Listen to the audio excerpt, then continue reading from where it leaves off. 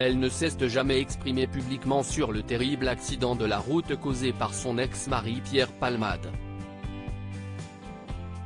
Il fait peu de doute que Véronique Sanson ne s'exprimera pas non plus sur cette affaire ce vendredi 16 juin sur France 3, alors qu'elle est l'invitée de l'émission Le Grand Échiquier. Mariée de 1995 à 2001, l'humoriste et la chanteuse avaient formé une union qui avait surpris le grand public. Après leur divorce, ils s'étaient tous deux exprimés publiquement sur leur histoire d'amour atypique, qu'ils définissent comme l'union de deux solitudes. Dans une interview accordée en 2015 au magazine Paris Match, Véronique Sanson n'avait rien caché du goût de la fête et des excès qui poursuivaient Pierre Palmade depuis ses premiers succès.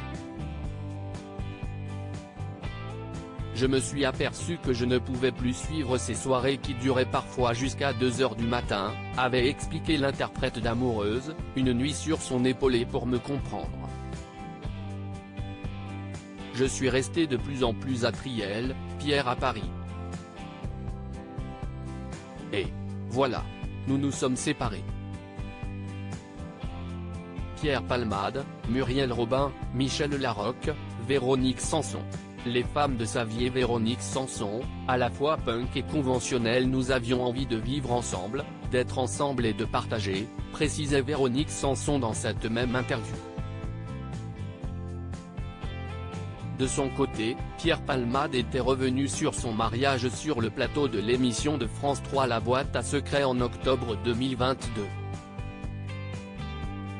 Tout en étant homo, j'ai rencontré cette femme passionnante, et je me sentais moins seul avec elle, avait expliqué l'humoriste dans cette interview qui s'était tenue 4 mois seulement avant son terrible accident. Auteur d'un documentaire sur Véronique Sanson et directeur musical des antennes du groupe, le journaliste Didier Varro semblait avoir trouvé une explication à la volonté de la chanteuse d'épouser Véronique Sanson. Selon lui, la chanteuse tient de l'éducation de ses parents, un alliage à la fois punk et conventionnel qui se vérifiera dans ce mariage à l'église avec une personnalité aussi atypique que celle de Pierre Palmade, expliquait-il dans les colonnes de Libération.